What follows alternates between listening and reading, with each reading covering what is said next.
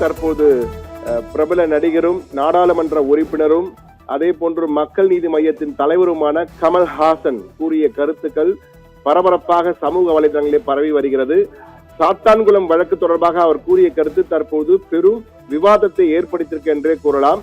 என்றால் சட்டத்தை அறிந்தவர்கள், பொதுமக்களை பாதுகாக்க வேண்டிய பொறுப்பு கொண்டவர்கள் சிறிதளவும் ஈவிரக்கமின்றி செய்த கொடுமைகளை அருகையிலே நெஞ்சம் பதப்பதைக்கிறது என கூறியுள்ள கமல்ஹாசன், நாட்டையே அதிர செய்த இந்த அநீதிக்கு எதிராக விடாமல் போராடிய ஜெயராஜ் பெனிக்ஸ் குடும்பத்தார், சாத்தான்குளம் ஊர் பொதுமக்கள், சமூக ஆர்வலர்கள், ஆதாரங்களுடன் குற்றத்தை நிரூபித்த சிபிஐ விசாரணை அதிகாரிகள் ஆகியோர் பாராட்டப்பட வேண்டியவர்கள் என்று கூறியிருக்கிறார்.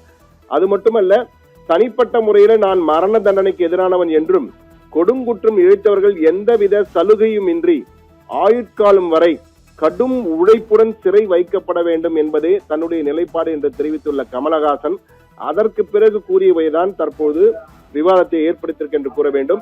என்றால் தூக்கு தண்டனை போலீசாரின் கொலைவெறி தாக்குதலுக்கு ஆளாகி படுகாயம் அடைந்தவர்களை அவர்கள் என்னவென்று பார்க்காம, அவர்கள் உடல்நிலை எப்படி இருக்கு என்று பார்க்காமலேயே சான்றிதழ் அளித்த மருத்துவர், அரசு மருத்துவர், ரிமாண்ட் செய்ய உத்தரவிட்டவர், உண்மைகளை மறைக்க முயன்ற அதிகாரிகள் இருவரும் மூச்சு திணறலால் தான் இறந்தார்கள் என மனசாட்சியே இல்லாமல் பேசிய ஆட்சியாளர்கள், இவர்களை எல்லாம் மறந்துவிட்டோம், இவர்களுக்கும் தண்டனை விதிக்கப்பட வேண்டும் என்று என் மனம் ஏங்குகிறது என கமல்ஹாசன் தன்னுடைய அந்த பதிவிலே எக்ஸ் பதிவிலே கூறியிருக்கிறார்.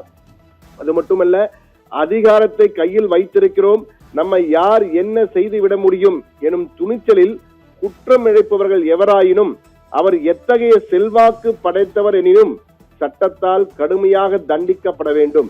அதிகார மமதையில் அப்பாவி மக்களுக்கு எதிராக நிகழும் கொடுமைகள் ஒழிக்கப்பட வேண்டும் என்று அறிவுறுத்தியுள்ள கமல்ஹாசன் கூறியுள்ள இந்த ட்விட்டர் பதிவிலே மிக தெளிவாக, அதாவது படுகாயம் அடைந்தவர்களை என்னவென்று பார்க்காமலேயே நன்றாக இருக்கிறார்கள் என சான்றிதழ் அளித்த மருத்துவர், ரிமாண்ட் செய்ய உத்தரவிட்டவர் என்றால் ரிமாண்ட் செய்கிறார் என்னவென்று கேட்காமல் அவர்கள் தரப்பு ஆயத்திக்காமல் ரிமாண்ட் செய்ய உத்தரவிடுவது, அதே போன்று உண்மைகளை மறக்க முயன்ற பல துறை அதிகாரிகள் இருவரும், இவற்றையெல்லாம் மிஞ்சி இருவரும் மூச்சுத்திணறல் ஏற்பட்டு இறந்தார்கள் என மனசாட்சியே இல்லாமல் பேசிய அன்றைய ஆட்சியாளர்கள் ஆகியோருக்கும் தண்டனை விதிக்கப்பட வேண்டும் என்ற கமல்ஹாசன் கூறிய கருத்து உண்மையிலேயே ஏற்புடைய கருத்தாகத்தான் சாத்தான்குளம் மக்களும் பார்க்கிறார்கள்.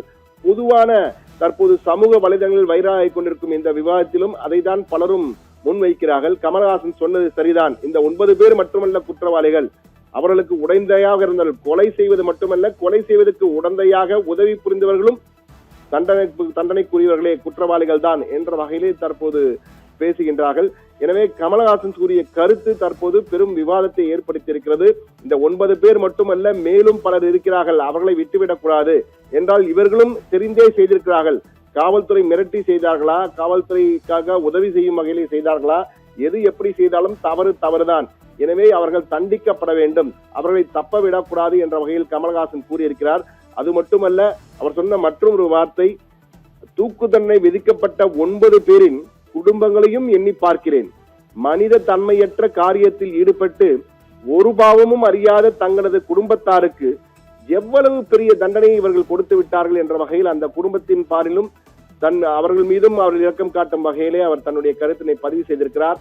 ஆனால் இந்த 9 பேர் செய்த கடும் குற்றத்தை நீதிபதி அறிவித்த விதத்தை பார்க்கும்போது எந்த அளவுக்கு கொடூரமாக இவர்கள் கொலை செய்திருக்கிறார்கள், அப்பாவிகளை கொலை செய்திருக்கிறார்கள். ஒரு குடும்பத்தின் ஆணிவேரையே பிடுங்கிவிட்டார், தந்தை மகன் என ஆணிவேரையே பிடுங்கிவிட்டார்கள் என்ற நீதிபதி அந்த தீர்ப்பிலே பதிவு செய்திருந்தார். உண்மையிலே அதையும் குறிப்பிட்டிருக்கிறார் கமல்ஹாசன். அது மட்டுமல்ல, கமல்ஹாசன் சொன்னது போல இந்த 9 பேர் மட்டுமல்ல, அவருக்கு உடந்தையாக, இந்த குற்றத்தை மறைக்க உடந்தையாக இருந்தவர்கள் மீதும் நடவடிக்கை எடுக்க வேண்டும் என்பதுதான் கமல்ஹாசன் கூறியிருக்கிறார்.